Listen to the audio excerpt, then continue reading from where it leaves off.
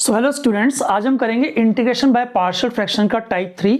और टाइप 3 के अंदर क्या होता है, डिनोमिनेटर में एक पार्ट आपका x माइनस ए लीनियर है और सेकंड पार्ट क्या है, non repeated irreducible quadratic factor. इसका मतलब क्या होता है, देखो नॉन रिपीटेड का मतलब क्या होता है, पहले ये समझ लो। जो क्वाड्रेटिक पार्ट है आपका होना चाहिए नॉन रिपीटेड एंड इररिड्यूसिबल होना चाहिए। ये कंडीशन है ना। अगर ऐसा होगा तभी हम लोग लगा पाएंगे पार्शियल फ्रैक्शन, ये वाला टाइप, थर्ड टाइप। देखो इररिड्यूसिबल का मतलब होता है आपकी टर्म्स ऐसे होने चाहिए, एक्स स्क्वायर प्लस 4 हो सकता है, क्योंकि हम इसको फर्दर रिड्यूस नहीं कर सकते। इसके अंदर एक्स स्क्वायर माइनस 4 नहीं हो सकता बेटा, रिमेंबर दिस थिंग। ये रिड्यूसिबल वाले नहीं चलेंगे, सिर्फ इररिड्यूसिबल वाले चलेंगे, जिसको हम फैक्टराइज नहीं कर सकते हैं। For example x square plus 4, x square plus 9, x square plus something something, इस तरह की चीजें चलेंगी। लेकिन जहां पर फैक्टराइज कर सकते हैं, जहां पर a minus B A plus B लग जाएगा, वो टर्म्स नहीं चलती बेटा, रिमेंबर दिस थिंग। मतलब इररिड्यूसिबल होना चाहिए क्वाड्रेटिक वाला पार्ट।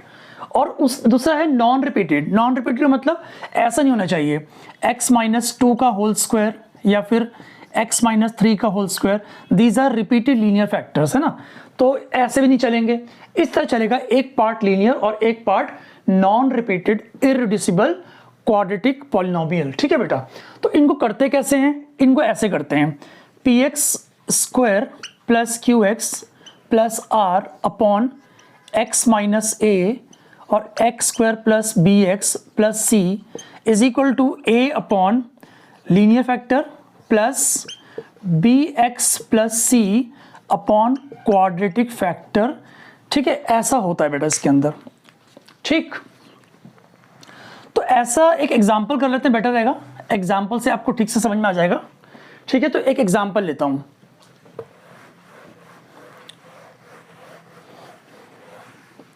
एक एग्जाम्पल हम लोग कर रहे हैं, फिर आपको अच्छे से समझ में आएगा। देखो एग्जाम्पल क्या है, integration of 5x dx upon x plus 1 और नीचे है एक्स स्क्वायर प्लस 9।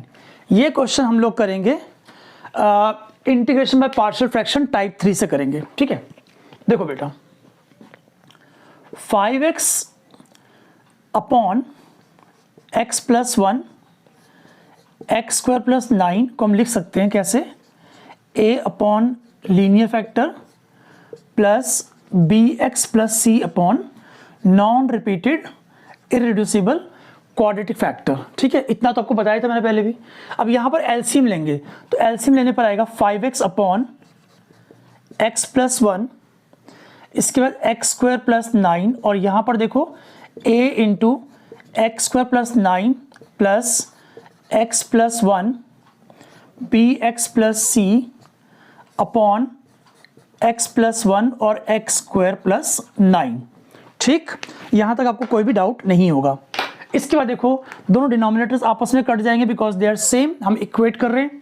तो हमारा 5x इक्वल टू आ गया ए एक्स स्क्वायर प्लस 9a और यहां देखो B X square plus C X plus B X plus C. ठीक है, इस इक्वेशन में से हम लोग वेरियस जो है ना टर्म्स कंपेयर करेंगे। जैसे मान लो एलएचएस के अंदर आपका कांस्टेंट बिल्कुल नहीं है, एलएचएस में कांस्टेंट बिल्कुल भी नहीं है। तो कंपेयरिंग कांस्टेंट्स, हमारे पास एलएचएस में कांस्टेंट 0 है और आरएचएस में कांस्टेंट कौन कौन से चेक करो, एक तो 9a है और इसके बाद हमारे पास एक c है। एक इक्वेशन बन गई हमारी।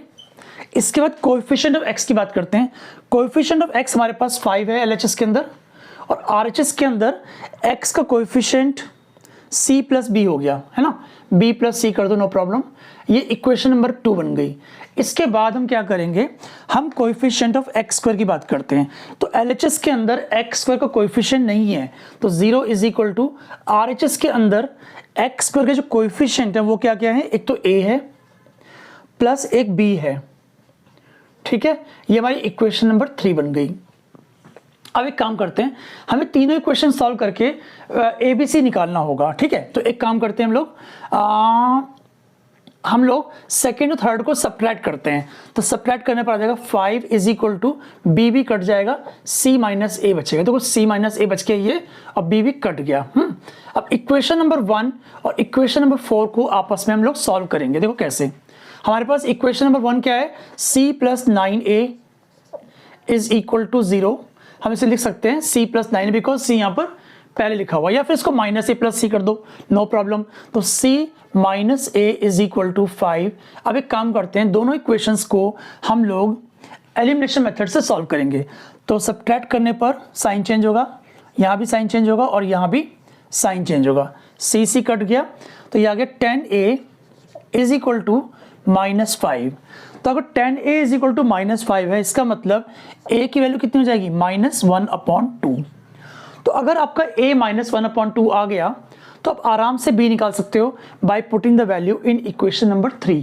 इक्वेशन नंबर 3 के अंदर अगर मैं a -1/2 पुट कर दूं तो -1/2 plus b is equal to 0। तो हमारा b कितना आ जाएगा, हमारा b हाफ आ जाएगा। a is -1/2 and b is half. इसके बाद हमें c निकालना है, तो c निकालने के लिए हम a की वैल्यू को फोर्थ इक्वेशन पुट कर देंगे।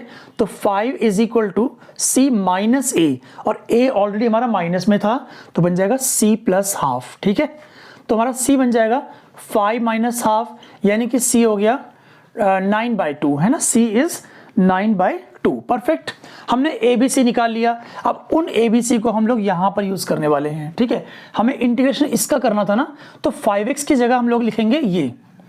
ठीक है, a और ये b x प्लस सी लिखने वाले हैं। ठीक है, तो करते हैं स्टार्ट क्वेश्चन को। देखो हमारा जो क्वेश्चन था वो ये बन गया ना, क्योंकि हमने इसको ऐसे लिखा है, तो हमें अब इसको इंटीग्रेट करना है, उसको नहीं करना। ठीक है, इसके बाद देखो बेटा, यहां से क्वेश्चन आपका स्टार्ट होगा। अब ये हमारा असली क्वेश्चन ये बन चुका है। ठीक है, राइट, आगे देखो a कितना है, चेक करो a कितना है। a था हमारा कहाँ गया, -1/2। तो -1/2 integration of dx upon x plus 1 plus, यहां पर देखो b कितना है, b हमारा हाफ है, तो हाफ x, और c कितना है, c हमारा 9/2 है, 9/2 divide by x square plus 9 और यहाँ पर होल dx। ठीक है, इतना मेरे ख्याल से आपको आ गया होगा, इसमें कोई भी टफ वाली चीज़ नहीं है, काफ़ी इजी है। अब देखो यहाँ पर -1/2 integration of dx upon x plus 1, और यहाँ पर देखो हाफ बाहर निकाल लेंगे, यहाँ बचेगा x और नीचे एक्स स्क्वायर प्लस 9 dx, और यहाँ पर 9/2 बाहर निकाल लेंगे, तो यहाँ पर dx upon X square plus 9 बचेगा। ठीक है, 3 इंटीग्रल्स बन गए। अब इनको अलग अलग हम लोग सॉल्व करने वाले हैं।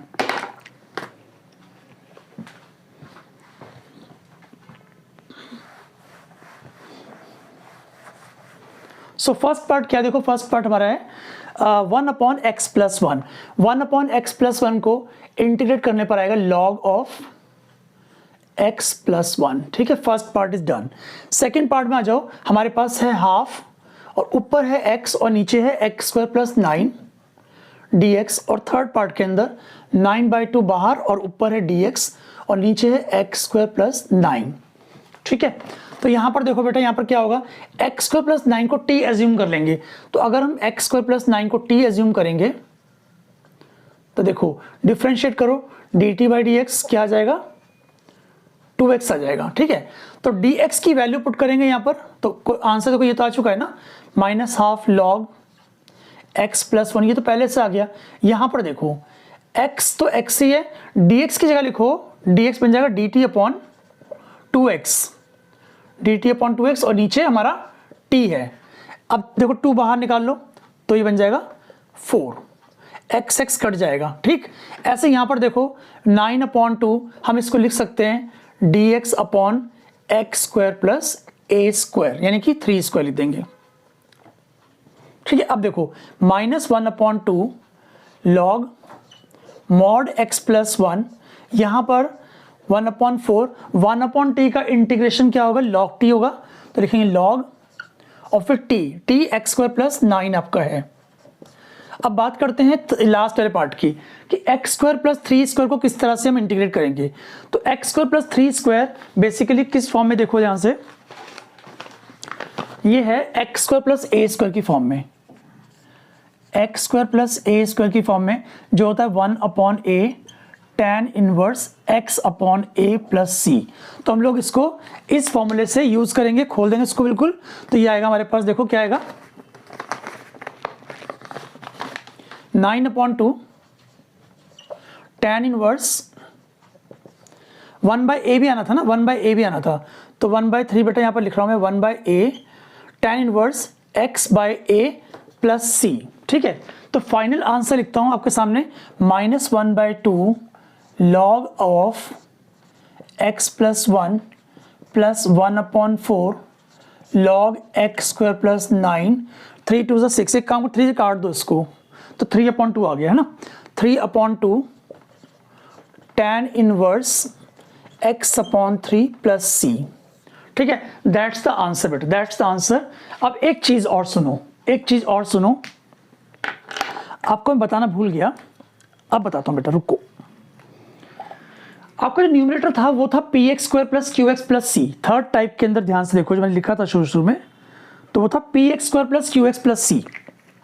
अब यहां पर तो सिर्फ मैंने एक्स वाला पार्ट ले लिया है ना, मतलब क्यू एक्स ले लिया सिर्फ। देखो ना, मैंने क्या बताया था आपको पहले, जो टाइप था हमारा ये था P X square plus Q X plus C था ना, और नीचे x माइनस ए, और यहाँ पर X square plus A X plus B, ऐसा कुछ फॉर्म था। ऊपर आपका P X square plus Q X plus C है। इसका मतलब क्या निकलता है, आपका न्यूमरेटर सिर्फ पी एक्स स्क्वायर भी हो सकता है, सिर्फ क्यू एक्स भी हो सकता है, और सिर्फ सी भी हो सकता है। मतलब अगर यहाँ पर कांस्टेंट है तब भी हम उसको इसी मेथड से करेंगे। तो इस क्वेश्चन के अंदर एक इंपॉर्टेंट चीज और बताना भूल गया, मैं आपको बताता हूं। अगर degree of numerator is more than और equal to degree of denominator हो, तो इस केस में आप पार्शियल फ्रैक्शन नहीं लगा सकते। पहले पे क्या करना पड़ेगा, आपको न्यूमरेटर को डिनोमिनेटर से डिवाइड करना पड़ेगा, उसके बाद जो रिजल्ट आता है उसको लिखना पड़ेगा quotient plus remainder upon divisor, और रिमाइंडर अपॉन डिवाइजर वाले पार्ट के अंदर आप पार्शियल फ्रैक्शन यूज कर लोगे बेटा। ठीक है, तो आई होप आपको वीडियो अच्छे समझ में आया होगा। क्वेश्चन में कोई दिक्कत हो तो मुझे कमेंट बॉक्स में कमेंट करके पूछ सकते हो। तो वीडियो वॉच करने के लिए थैंक यू।